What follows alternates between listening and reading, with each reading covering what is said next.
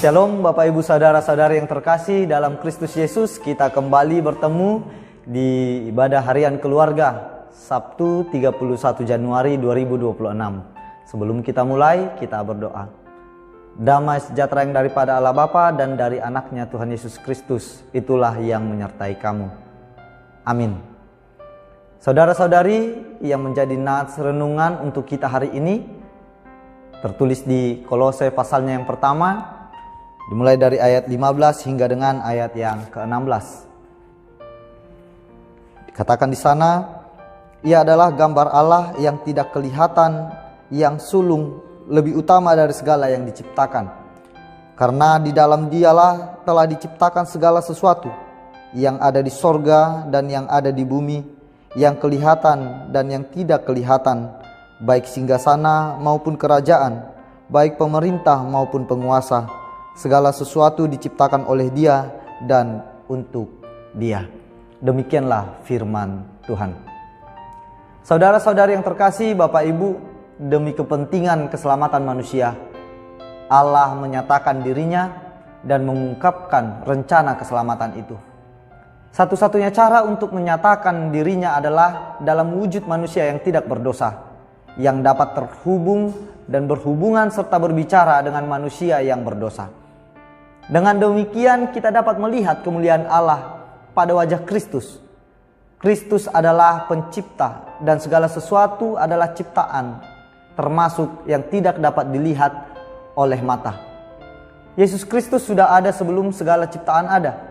Ia berasal dari kekekalan hingga kekekalan, tidak mempunyai permulaan dan juga tidak pula mempunyai akhir. Ia adalah Allah. Saudaraku, di tengah pengajaran yang diterima jemaat Kolose yang menentang keunikan Yesus, Paulus perlu menegaskan kembali tentang siapakah Yesus. Mengapa Yesus dikatakan lebih utama dari segala yang ada? Karena beberapa alasan berikut ini. Yang pertama, Yesus adalah satu-satunya pribadi Allah yang menyatakan siapa Allah. Dia tidak diciptakan dan Dia mendahului segala ciptaan yang ada. Tiada satupun ciptaan yang sama, bahkan lebih tinggi dari Dia, karena Dia adalah Allah.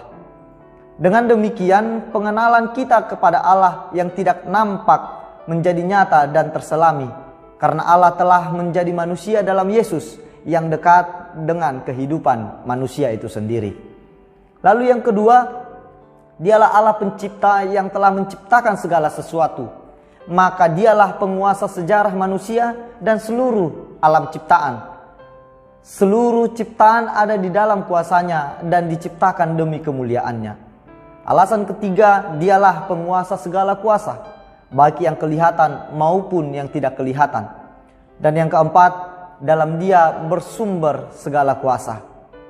Tiada penguasa yang memperoleh kuasa dari dirinya sendiri atau dari orang lain kecuali Dia. Oleh karena itu, segenap penguasa harus mempertanggungjawabkan kepemimpinannya kepada Dia, menyadari keunikannya yang memang tidak tertandingi oleh penguasa manapun. Masihkah kita berpikir bahwa ada penguasa-penguasa di dunia yang tidak kelihatan berada di luar kedaulatannya?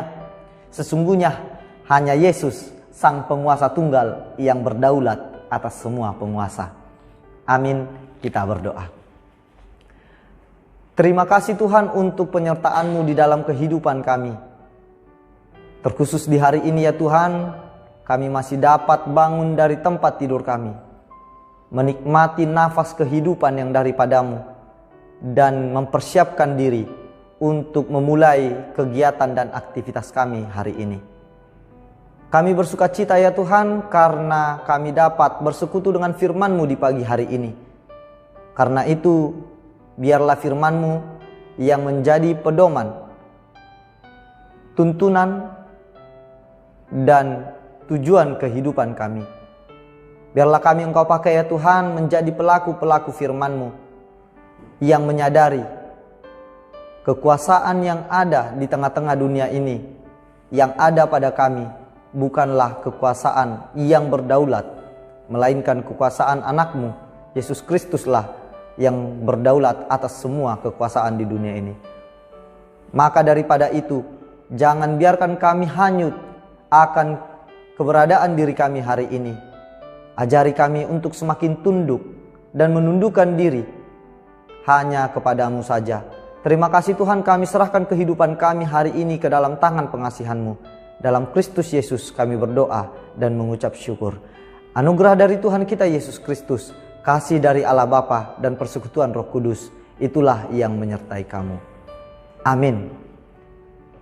Shalom untuk kita semua, selamat beraktivitas Bapak Ibu, selamat berakhir pekan, dan ingat besok untuk datang ke rumah Tuhan, kita bersama-sama di dalam peribadahan. Horas.